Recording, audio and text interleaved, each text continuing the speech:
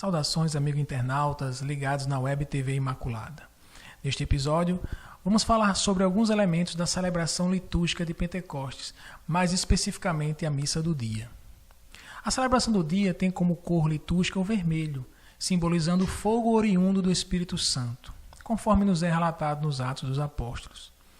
A primeira leitura é a narrativa do Pentecostes histórico, conforme está lá nos Atos. O texto nos leva ao local onde os discípulos estavam reunidos, quando são surpreendidos por um barulho vindo do céu, para em seguida línguas de fogo repousarem sobre cada um deles. O interessante desta leitura é notar que o mesmo barulho reuniu pessoas de todas as nações do mundo, que ficaram confusas. Porém, todas elas seriam instruídas na mesma verdade, apesar de falarem línguas diferentes entre si. É o inverso da Torre de Babel. Lá em Babel, onde a confusão das línguas humanas separou os povos, encontramos na harmonia e no entendimento da língua do Espírito sua correção. Deus reúne os povos dispersos em um só rebanho, em que todos, animados pelo Espírito da compreensão e da unidade, poderão caminhar no novo tempo. E este tempo é o tempo da Igreja. O Salmo suplica a Deus o envio de seu Espírito, por reconhecer nele o poder de renovar a face da terra, suas criaturas e nossos corações. O Espírito Santo vem para renovar em nós o ardor do amor de Deus. Vem para nos ajudar a sermos novas criaturas, assemelhadas a Cristo, verdadeiro Deus e modelo do homem novo. A segunda leitura nos fala sobre a unidade em meio à diversidade da Igreja, corpo de Cristo. O Espírito Santo é o Espírito que une a todos, mesmo havendo diferentes dons entre os membros do corpo de Cristo. Aliás, a diversidade dos dons é algo que emana do mesmo Espírito Santo para a edificação da Igreja e para o seu bem. E por fim, o Evangelho. Antes dele, entoa-se o Vinde Santo Espírito. Clama-se o Espírito Santo, força do alto sobre a Igreja. O Evangelho coloca Jesus ressuscitado entre os discípulos amedrontados que estavam reunidos às portas fechadas. Era um domingo.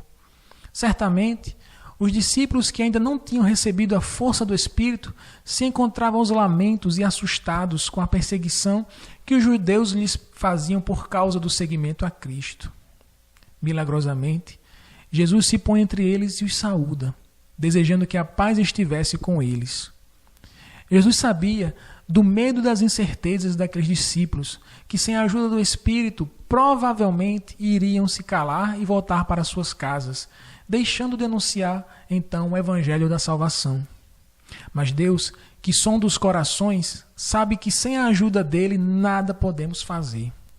Por isso Jesus, ao mostrar-lhes as mãos e o lado, provando ser ele ali mesmo, ressuscitado, renova naqueles discípulos a esperança.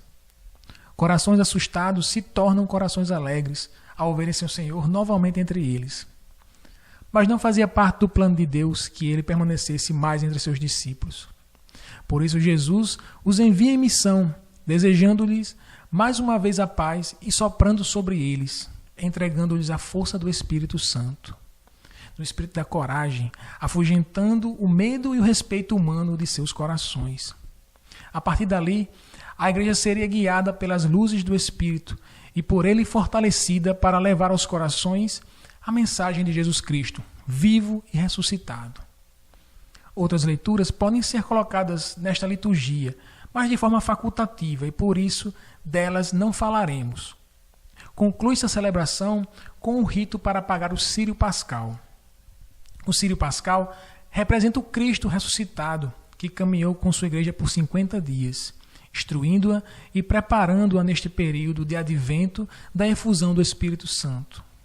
Cumprida sua missão, é necessário que o Filho volte ao encontro do Pai. Jesus deve voltar.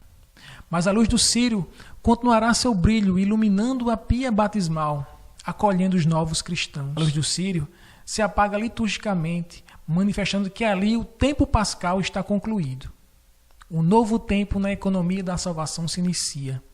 A partir daqui, sob os impulsos do Espírito Santo, a Igreja caminhará forte e corajosa, anunciando Jesus Cristo até que ele volte na sua glória.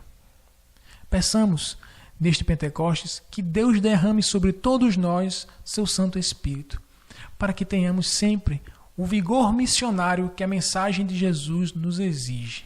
E oremos juntos. Vinde, Santo Espírito. Finalizamos aqui nossos encontros sobre Pentecostes.